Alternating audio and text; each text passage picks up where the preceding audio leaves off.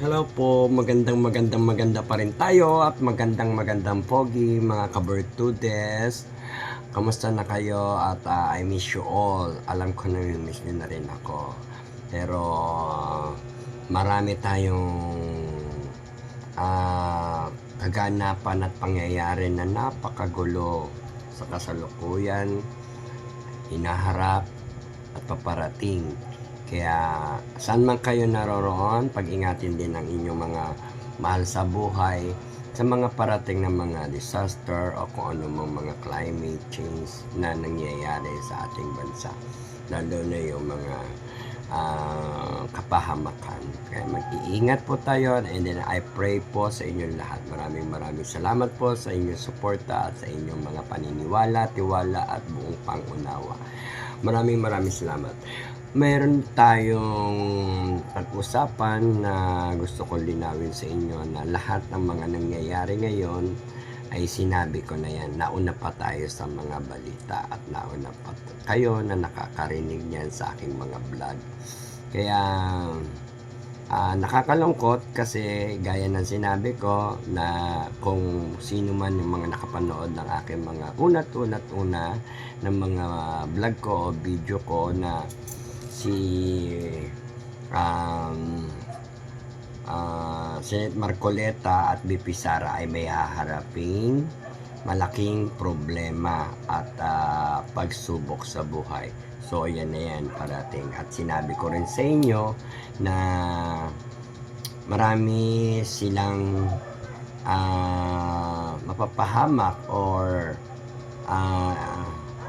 mababaligtad sa lahat ng mga sitwasyon, sa mga nagsasabi ng katotohanan sa partido niya, sa lahat, silang lahat halos ay maaaring makulong. Sinabi ko na rin yan sa inyo dahil pinag-iingat ko na siya palagi si President BP Sara Duterte at si Marcoleta noon at ang kanyang mga partido, ang mga major noon pa lang sa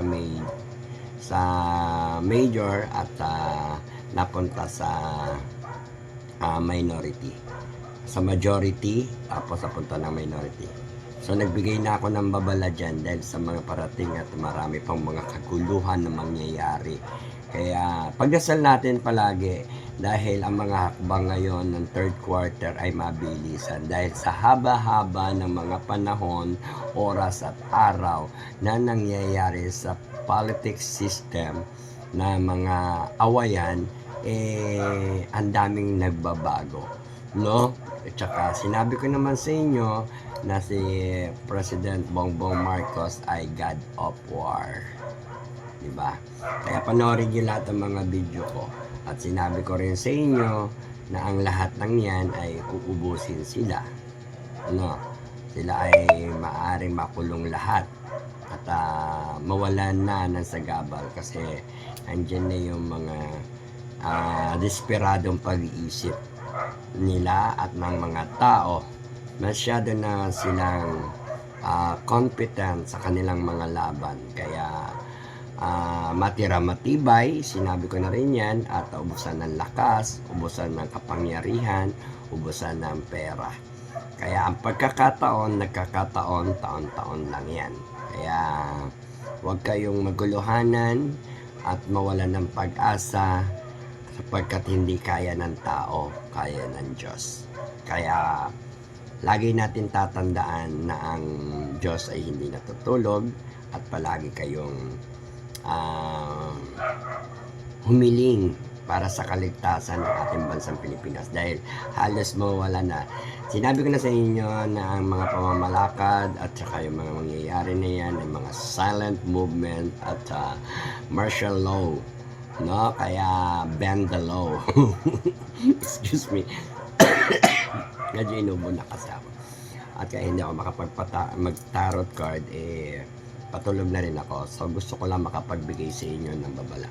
Alam nyo kasi nakakalungkot na nagbabago ang mga sistema, parang change climate na dahil sila ay alam nilang hindi mananalo ang kalaban ng mga President BP Sara Duterte, ay gagawa at gagawa sila ng paraan. Sinabi ko naman sa inyo. Pero kung iyan ay naagapan at napag-isipan ng mga taong bayan, ang mga aksyon at pagpupush para sa kanilang masabing people's power. Kasi sa ngayon nangyayari, kapag nakulong na di ba, makulong na si Marcoleta at Senator Marcoleta at si BP Sara ay makulong na rin kasi siya ay magkakaroon na rin ng arrest warrant. Lahat yan partido ng mga Dutertes, kaya hindi siya at pipigilan siya talagang makatakbo.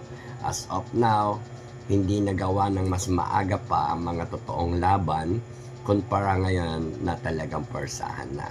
Kaya nakakalungkot na pag nakulong si President BP Sara Duterte, wala nang saysay, wala nang pagkakataon na makatakbo pa muli or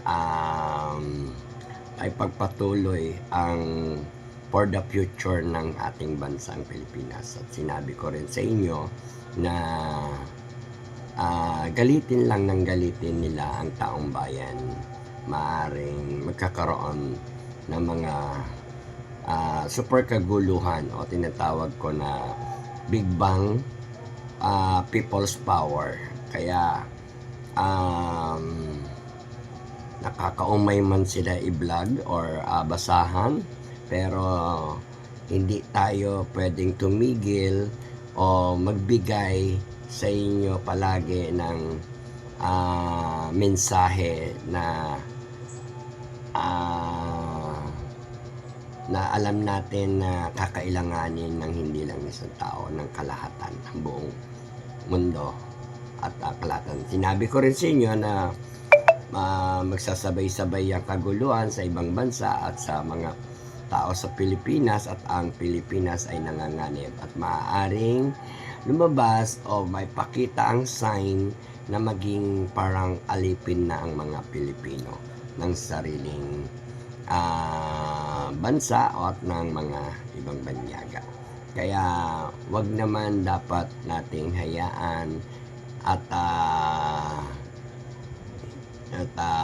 hindi panalangin ang mga matitinding mangyayari ngayon. Sinabi ko rin yan na after na impeachment trial doon sa impeachment, na bumilang ako ng 6, 7, 8, 9, 10 starting noon na marami pang mangyayaring gulo.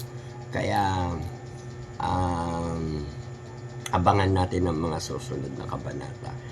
At kaya ako nakapagsuggest sa inyo ngayon or nakapaggawa ng kahit konting video, mapanood nyo, dahil marami nagre-request sa akin at nagsasabi na bitin sila sa video ko, 10 minutes lang, pero